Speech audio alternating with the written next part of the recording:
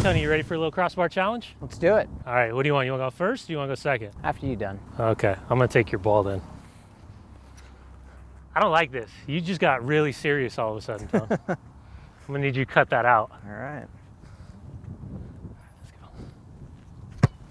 Let's go. Watch the wind. Wind's a factor. Pretty close.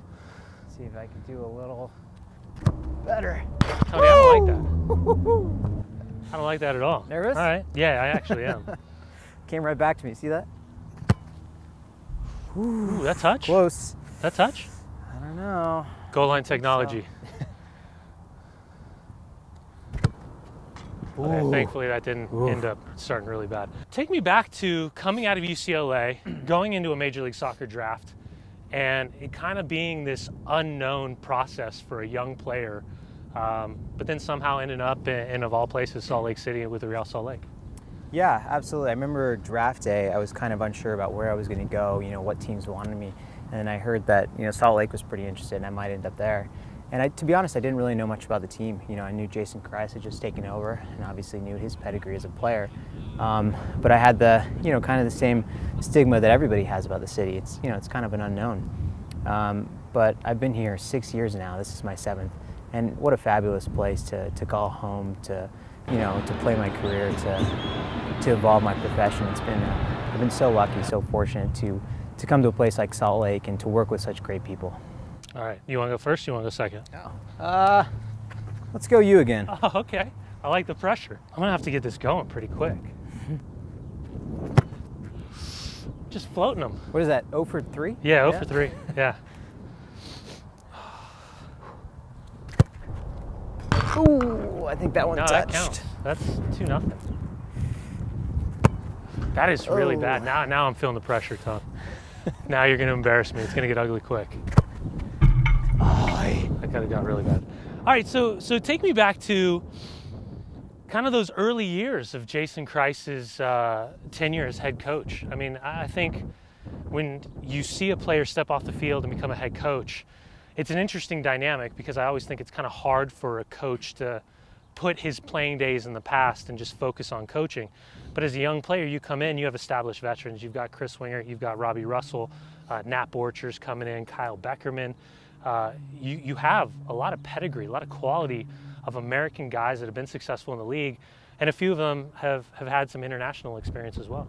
Yeah, absolutely. I think that was one of the reasons why it was so easy for me to transition into a professional, is because I had such great role models there. Not only Jason, but the players that you mentioned, Matt, Robbie, Kyle, Nick, they were so welcoming, and it made the transition, because there is a big transition.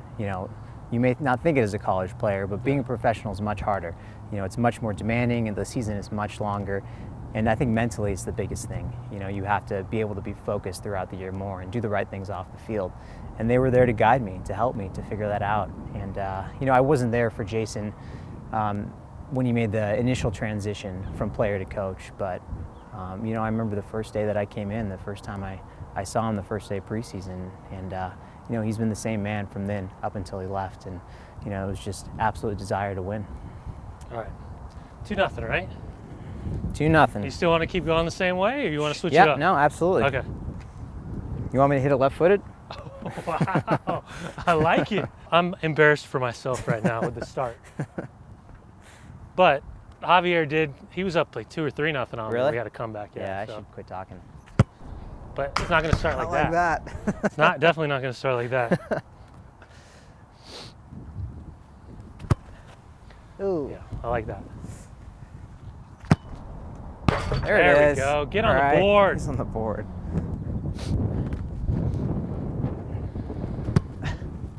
Got it. Okay, that's not what I'm looking for either. All right, so you talk about that transition. For fans in Salt Lake, in this area, there's up until UVU establishing a Division I college team, there's not college soccer. I think sometimes fans forget what a condensed short season it is for college. You talk about becoming the professional both on and off the field.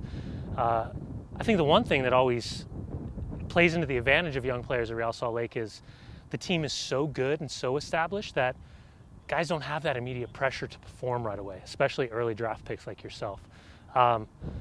how did you show up every day to training, compete, but still compartmentalize how to take advantage of your opportunities when they were presented, and at the same time continue to evolve and grow as a person, as a professional, as an athlete? Yeah, I think it's difficult for any young player. I don't think, especially at times, young players realize how difficult it is or how difficult they make it for themselves. But you know, as you grow, you can look back and see that later on. But the situation for me was a little bit different than it is today, because you know, when I came in, we had a lot of good players, but kind of good players that were just, you know, put together on the chessboard, and we hadn't become the team that we are now, with the pedigree, with the, you know, the resume and the respect. And so it was a situation where I was hungry. I was coming in as a young professional, and I wanted to be on the field. I wanted to get better. You know, I have the same mentality now.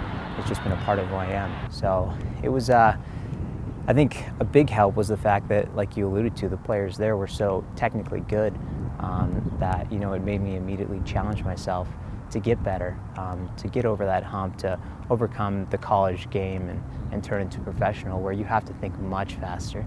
Because, you know, I used to when I was younger, rely on my speed to get out of situations, but now I've got to use my brain. You know, I've got to solve problems and know where the ball is going to go beforehand. And I think that's the biggest jump that you have to make, and coming to Salt Lake certainly was a huge help from there. All right, 3-1. Not happy with the fact that I pulled one back immediately. How many more rounds?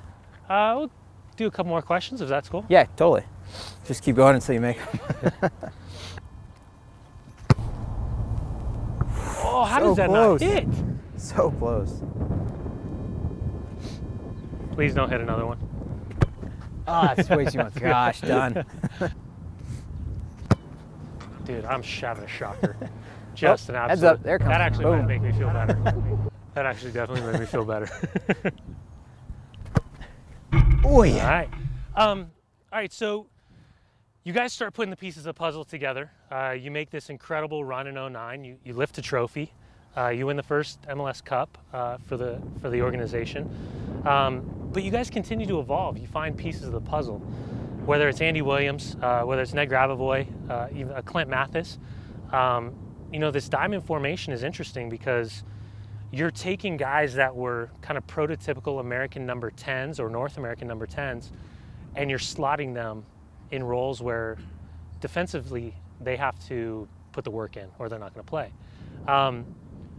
What were kind of the factors that made this diamond formation so important for Real Salt Lake? And as a defender, how does it play into kind of the advantage of physically what you're capable of doing over 90 minutes? I think a big reason why the diamond is so successful is because who we have playing in those spots. You know, we have 4 guys who are absolutely committed to attacking and, more importantly, defending. You know, Ned, Luis, Javier, Beckerman, they cover so much ground throughout the game. And it's not ground where, you know, you're at a half jog. They're sprinting from side to side, sprinting back to help me, to help Kreis, covering so much ground. So the reason that this formation's been successful is, yes, you know, it's a good way to play if you develop the style and have the players, but the players in the diamond are committed to our cause, committed to playing like that. And that's why it works, because if you don't, there's way too much space for the other team, and then it's exhausting. Sometimes it happens out here in the training field and reminds us about, you know, why we need to stay tight, stay in shape. And as a defender, you know, as an outside back, it's a great formation to play in because it gives me the opportunity to get into the attack, you know, because a lot of times our players are so good in tight spaces, so we'll, you know, have combined in the midfield and we'll kind of compact the space like that, and then there's room for me to get around the outside. And so that's, you know, one of the reasons I love playing in this formation, because it allows me that opportunity to get into the attack and, you know, help with that. All right, still 3-1? Still 3-1. Yeah. You want to switch it up? You want to go first? You want me to go first? Sure. All right. Sure. I start to feel better about myself right now. I can feel it.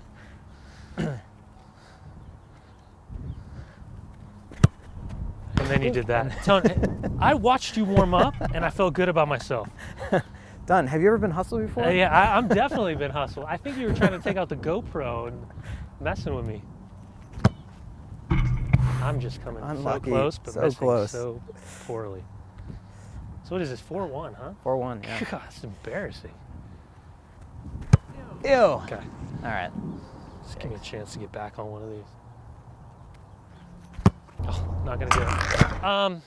Yeah, that's just so ugly. So, as a young player, you've had plenty of success, plenty of opportunities with the national team. But when you go from younger stages, under 20s, Olympic group, to the full team, it's kind of that jump you were talking about from college to the pros. You know, recently against Toronto, you have a great game. You find out in the locker room that you've been called in for the U.S.-Mexico game. And then over the course of 3 days, in terms of recovery, to practice, to game time, you're in the starting 11. What's it like, I mean, as a player, to represent your country, especially against a team like Mexico, our most bitter rival? And how does that continued taste at that full team level, especially so close to the World Cup, how does that affect or adjust what your focus is right now with Real Salt Lake? I think the best way to describe the taste of being there is that it's addicting. It's so addicting. Putting on that jersey, being involved in training, you know, with guys like Landon Donovan, Clint Dempsey, you know, guys who have been at the World Cup, been on the biggest stage and done well, you know, representing our country and stamped their names in U.S. soccer history. It's, you know, I want that. I want to be there. You know, as an athlete, we're always trying to get better. We're always trying to push ourselves to the next level. You know, we can't stop doing that because then someone passes us up.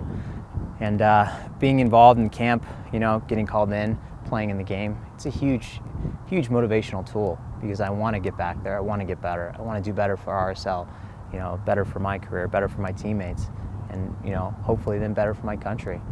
And so, yes, it was an interesting week. You know, it all happened very fast. But the biggest thing I wanted to do is just, you know, grab the opportunity by both hands and hold on. And, you know, I was given the chance to start and, you know, thought I did fairly well. So, you know, we'll see. Hopefully another opportunity comes on. I'll just keep working towards it. All right. I'm kind of winding down, and I'm giving myself every opportunity to get back, but I've been so poor. Thank you, Jane. It's going to take a lot of creative editing, CGI, to get me back in this game. Tyler's great at that, though. All right, I'm just going to go first because it doesn't really matter at this point. Oh. Oh, so close. Man, I'm not close there. Yep.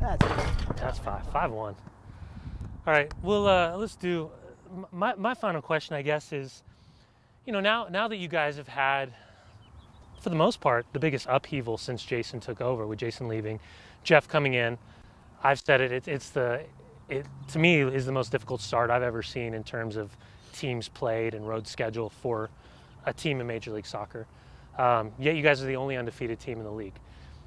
When you have teams like New York that hasn't won a game, you have a team like Portland that hasn't won a game. Both those teams were top of each individual conference. What's the ceiling for this group? I mean, what? Obviously, the expectations are to make the playoffs, but internally, what's the ceiling for this group this year? I think internally, the ceiling for this group, the thought is that there is no ceiling. You know, this team is so hungry. I see it every day in training, you know, every day in the locker room. This team wants so much. And it's interesting because, you know, I've been involved in 6 off seasons now, but nothing like last year, you know, being that close to the, you know, to the final goal and coming just a step short, just an inch short. The off season was so impatient this year. You know, even the next day after that final game, everybody was ready to get back in the field, and because we believe that we, you know, get back to that game, and then, you know, hopefully things go our way. So it's, you know, Jeff's been great this year. He's such a fantastic man, and the transition has been seamless. You know, instantly, everybody wants to work for him. Everybody wants to succeed, to do well, so that he succeeds. You know, that's just, his personality is infectious, and so it's a good extension of the group, of our philosophies, and kudos to him for making the transition easy for us. And, you know, we're just trying to do the right things on the field so we can get back another opportunity and win some trophies. Yeah, which is pretty incredible when you think about all the conversations that we have as players and as fans about when you talk to other players around the league, those horror stories, especially when there's coaching changes. Yeah, absolutely. We've had so much continuity here. It was, you're right, the biggest upheaval this team's ever had. And, you know, we have had a tough schedule to start, that's for sure. But no schedule in Major League Soccer these days is going to be easy. Yeah. You know, there's no more gimme games. There's no more gimme games. There's, you know, there's so much more consequence in the league because there's more money involved with these big clubs that have come in, you know. Yeah. Teams like Seattle, like Portland, that are filling stadiums and selling out crowds like that. So it makes it more fun though. And can't complain when potentially we're looking at an entirely sold out season for Real Salt Lake at Rio Tinto. Yeah, I mean, I'm so proud of that. I'm so proud of the city. I remember my first year coming in and playing at Rice Eccles, and I still thought it was cool that people came. Yeah. But seeing from then to now, or even then to a few seasons after that, it's like night and day. This city's just embraced this team, and it makes everything so much more wonderful for us. All right. I'm just gonna finish out and embarrass myself because it's been that ugly. There you go. Yeah, thanks for the feel good pat on the back, Tom. Appreciate it, man. Got it. What is going on with you? If I could get points for barely missing and going over, I think we might be even. Got it. All right, Tom. I don't like you anymore. I appreciate it. Done. Thanks for embarrassing me, man. It's been fun, man. I bet it has. Thank you. I appreciate that. My pleasure.